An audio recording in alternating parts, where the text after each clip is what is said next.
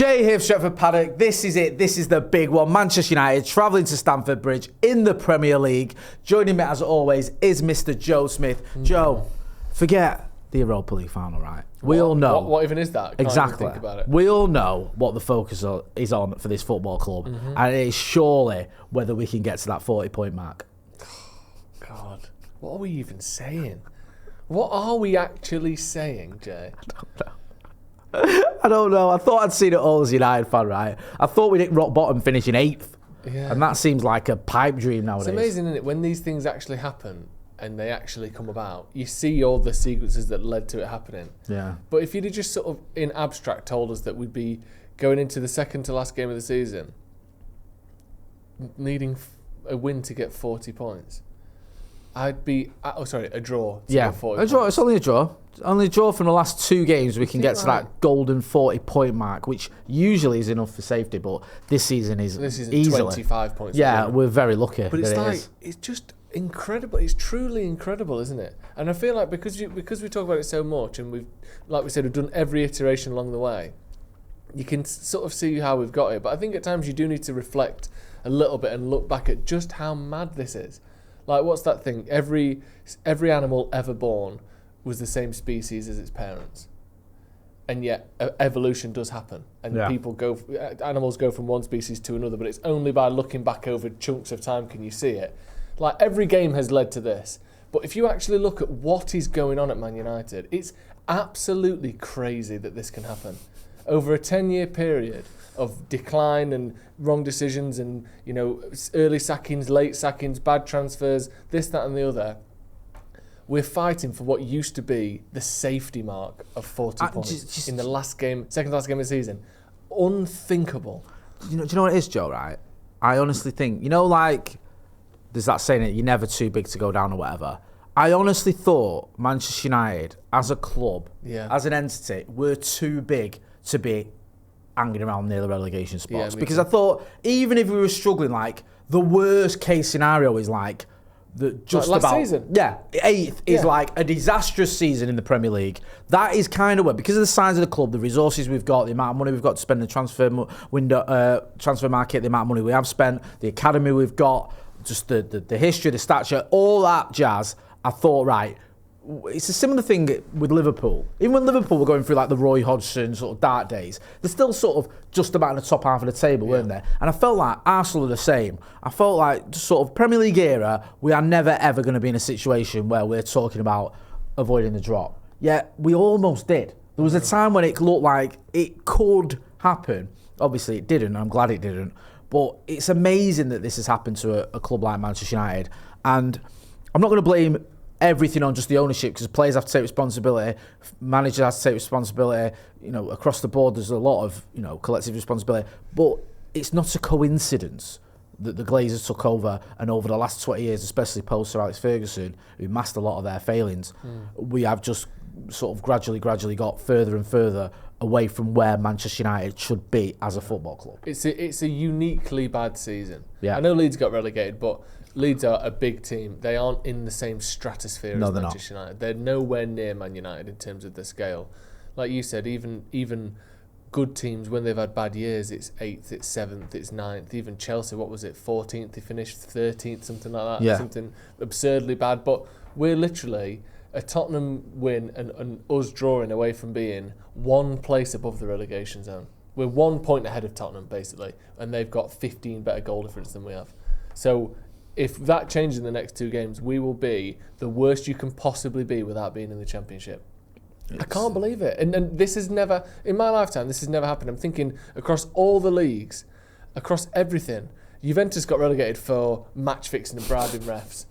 Other than that, this does not happen. Inter have never done this. AC, Bayern, Barcelona, Real Madrid, even, like you said, Arsenal, Liverpool. It does not happen, this. It's a uniquely bad season. We shouldn't ever overlook just how bad we've been this year. It's like unthinkable in football terms that we are 16th in the Premier League. Yeah. It's absolutely like an anomaly of shitness. Which isn't even a word. It is. It really is. And if we win the Europa League, great, we end up the Champions League, but that can't hide the fact that in the league, it's been completely and utterly unacceptable for far too long, going back to Erik ten Hag and continuing. I'm not blaming the manager, but it has continued under Ruben Amorim as well. With that being said, we know that the league is a write-off. We're not going to get relegated. The best we can finish, I think, is can we even get to 15th? Is that a possibility? Yeah. I mean, there's not much to play for in the league. We have got the Europa League final on Wednesday. It feels as though the manager here has got to sort of just have that at the front of his mind. Yeah. Can't be risking players that are touch and go in terms of whether they're going to be fit or not. Has to just sort of pick a team that doesn't hinder the Europa League final, if that makes sense. Yeah. Just is the least troublesome team for the Europa final. So he has to sort of go with a no-risk attitude here, doesn't he, looking towards Wednesday? Because I get when Roy Keane was sort of saying the other week on the overlap on the Stick to Football, like it's pathetic and ridiculous that a United manager or United as a team can be focusing on the Europa League almost every week and ignoring the Premier League. You shouldn't be doing that. But this is where we're at the moment, where the final is in a few days. So this is the one game where you can sort of forgive it. Yeah, it's too late to sort of rein any of that back in. I do think the more you give up on the league going forward or going backwards, the more you have to win the Europa. Because now if it's no trophies in 17th or no trophies in 16th, it's truly, an unmitigated disaster of a season. Yeah. But we are here now. There's no point going, actually, well, no, we beat Chelsea, so just even though we lost to Tottenham, it's actually an all right season because we finished 15th. Like, we might as well, we're, in for a penny, in for a pound. We have given up on the league already, irreparably so. So we might as well, play almost entirely with the Europa League in mind of who's going to be fit, who needs a bit of game time but not too much, who needs a rest, who needs, a bit of time back in the legs, all that sort of thing. And that needs to be the entire focus of this game now. Obviously, I care and I'd much rather win than lose.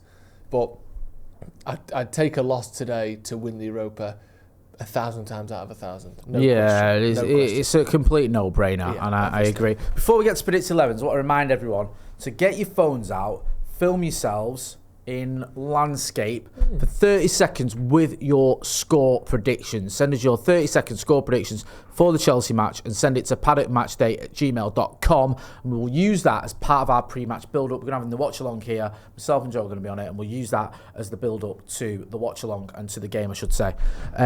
Give us your starting 11 now. Let's have a look at yours first before we get into mine. Yeah, so it's heavily rotated, but there are still a few big names in there because there's going to be. So I've gone with Onana. I think he'll probably get some minutes before the final. Again, we've got 5 days till the final, so it's not a true sort of Saturday, Wednesday, or whatever kind of. It's Friday, Wednesday. That gives you that extra day. They've got the full weekend off, not necessarily off training and stuff, but just they're not playing.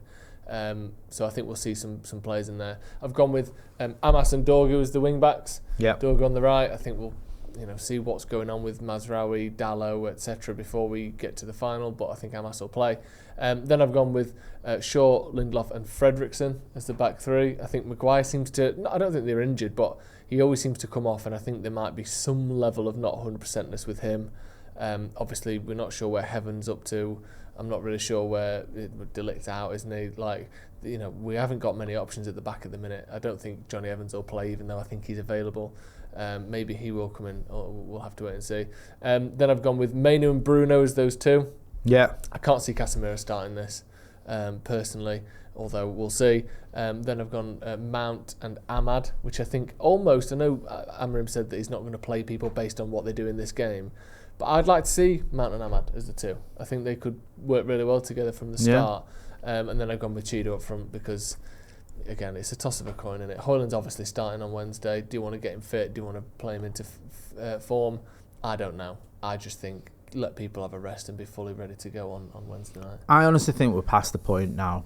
I know you weren't arguing this. You were just saying it could be an option of playing Hoyland into form.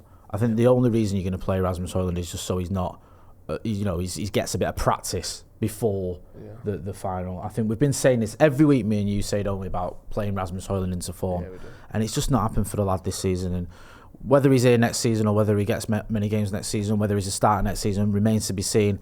It's just been to be honest with you, a disastrous season for him. And I do feel a little bit sorry for him because I don't think he has the service he wants. You can see that he's struggling with confidence and all the rest of it. But we have to be brutally honest about some of his performances. It's just not good enough. And it remains to be seen whether this manager keeps faith in him long term. This week, though, for this game, my team is similar. If we can get to my team, you can see there, I've gone with Onana. Again, I think you're right. I don't think it'll be Bayandera or even Tommy, and I think you need Onana to have a bit of practice before the final. Also, a goalkeeper can play 2 games in 5 days without being fatigued. I've gone with, if we do it as a back 5, if you will, Harry Hamas, Fredrickson, Lindelof, Mazraoui and Dorgu. I think Mazraoui and Dorgu will feature in the Europa League final. I don't think any of the others I've mentioned there will. I've gone with Ugarte and Bruno. You said it right about Casemiro. I don't think he needs to get any practice in. I think just keep him fit, keep him rested, bring him as a starter for the Europa League final. He's been a different animal in Europe, and I know it's against the Premier League team, but even so, I think we're going to need Casemiro to step up and bring some of that. And I don't think it is going to play like a Premier League game. No, I think you're right. The finals generally, and playing on foreign soil with the different pressure, I think it will feel more like, you see it a lot. I think Chelsea versus City didn't feel like a Premier League game in the Champions League final. It didn't. Even Chelsea-Arsenal in the Europa final a few years ago didn't. I don't think United-Chelsea in 2008 did. No. They have a different feeling to them. And I do think this will feel more like a European game than a Premier League game. So Casemiro is crucial, No, it's a great point. I completely agree. I understand your point with Ahmad. It's a weird one with me because I'm looking at Mount. Here's my thinking. I think out of Mount and Ahmad, I think the one more likely to start out of the 2 in Bilbao is Ahmad. I think out of the 2, he's more likely to go with starting Ahmad. For that reason, I've gone with Mount and Garnacho, just because Ahmad's had a couple of injury issues as well. And I know Mount has, but I'm not sure he's going to be a starter on Wednesday. I think he might be on the bench. I've gone with Rasmus Højlund up front, just for a bit of practice. He's almost certain to start on Wednesday. I don't know if I think it's too late, like I said earlier, for him to get his sort of been played back into form. But I do think he will need a bit of a run out. I'd probably give him an hour and just say, look, pre-match, say to him, look, you've got an hour just to give yourself a bit of a run out, get, sort of keep the practice in, and then I'm going to sub you, but just so you know before the game, so there's no dramas or you're not feeling like you're being subbed because of your performance. That's what I'd go with anyway, or that's what I think, the manager will do. Let me know in the chat in the comments, do you agree with myself or Joe on the predicted 11? Give us your predicted 11. If you want to give us your preferred 11, you can do as well. Chelsea are a weird team, aren't they? Yeah. Like, it's weird because Chelsea always feel like they're 2 weeks away from catastrophe or 2 weeks away from a title challenge. It's like they just flip from one end to the other, and I just can't figure them out. I can't figure out some of their players, to be honest with you, because they've got certain players who, Cole Palmer on his day and for a big chunk of the season was absolutely unplayable. Then in terms of goals and assists, they just went away.